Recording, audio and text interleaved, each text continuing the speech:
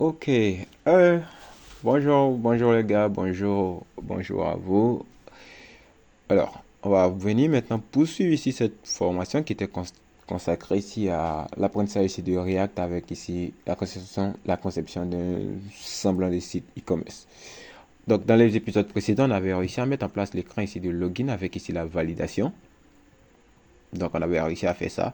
Et je vous avais demandé de faire de même ici pour l'écran ici des registres pour qu'on puisse ici avoir ici le même fonctionnement lorsqu'on arrivait ici sur l'écran de création de compte.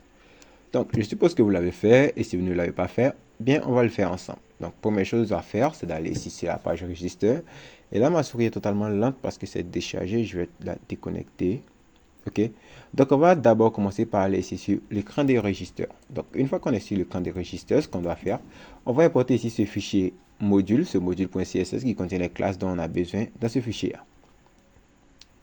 Donc, ici, on va venir tout à haut.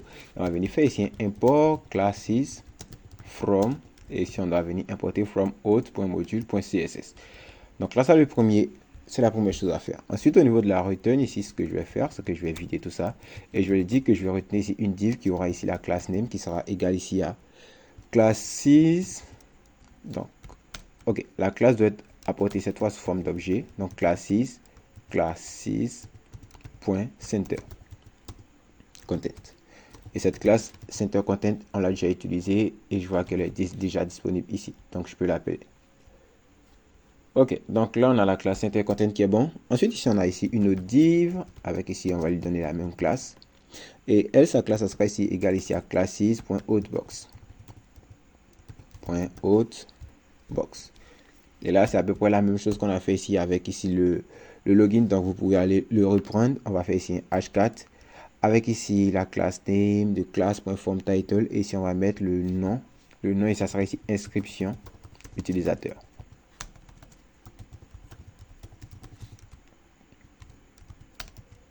Donc, si on enregistre ça, on voit qu'on a déjà ici notre petite forme qui apparaît. Ensuite, ici, on va poursuivre. Juste après, ici, le H4, on va venir créer ici une div. Zut, on n'a pas l'autocomplétion. Ok, avec cette fois, cette div va d'avoir ici la classe name qui sera égale ici à classes. classes.formGroup. Ok, à l'intérieur, ici, on doit avoir ici un label qui sera égal ici à nom. Nom et prénom, on va dire. Ou alors nom simplement. On va maintenant ici importer notre composante input personnalisée qu'on a créée. Donc la composante input qui est là. Pour le moment, on va commencer ici par lui donner ici la classe.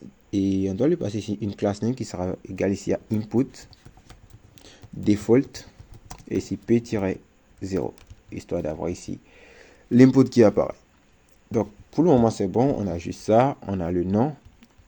Et ce qu'on va faire, c'est que là, on va dupliquer ici ce form group plusieurs fois pour avoir ici différents inputs. Donc celui-là sera ici égal ici au prénom. Lui sera ici égal ici à l'email. Lui, on va dupliquer un autre pour le mot de passe et un autre pour le mot de passe de confirmation. Et ici, mot de passe. Et ici, mot de passe de confirmation. Et pour le champ de type passe, pour le champ mot de passe, on va lui donner ici un type. Et le type, on va lui dire que ça sera égal ici à password. Et puisqu'on récupère ici toutes ces propriétés pour les envoyer au niveau de la composante input personnalisée qu'on a créé, il va comprendre qu'on veut avoir ici un champ de type password. Donc c'est bien si on fait ce qu'on enregistre, ce qu'on retient sur l'interface, on a ici nos champs qui apparaissent. C'est pour le champ mot de passe, lorsqu'on tape, on a ici la fonctionnalité de mot de passe qui apparaît. Ok. Ok, ensuite ce qu'il nous faut maintenant c'est le bouton ici de soumission. Donc on va importer ici notre composante bouton. Et je fais les imports automatiquement, voilà pourquoi est-ce que vous ne les voyez pas. Donc j'importe ici la classe, l'input et le bouton ainsi. Donc si ça c'est bon, on importe ici le bouton. Et sur ce bouton, on va lui dire qu'on peut ici, on va le mettre ici entre bracket. Et ici, ce bouton, on va lui donner ici le test créer mon compte. Ok. Donc, on a le bouton qui est là, créer mon compte. Ce bouton, on va lui donner ici quelques classes par défaut pour qu'il puisse prendre ici tout l'écran. Donc, la Première classe qu'on va lui donner, ça sera ici W100 pour qu'il puisse prendre ici toute la largeur disponible. On va lui donner la classe cursor pointer, histoire que ça soit ici un pointeur lorsqu'on va venir dessus. Et on va lui donner ici la petite P0 pour avoir ici un petit padding.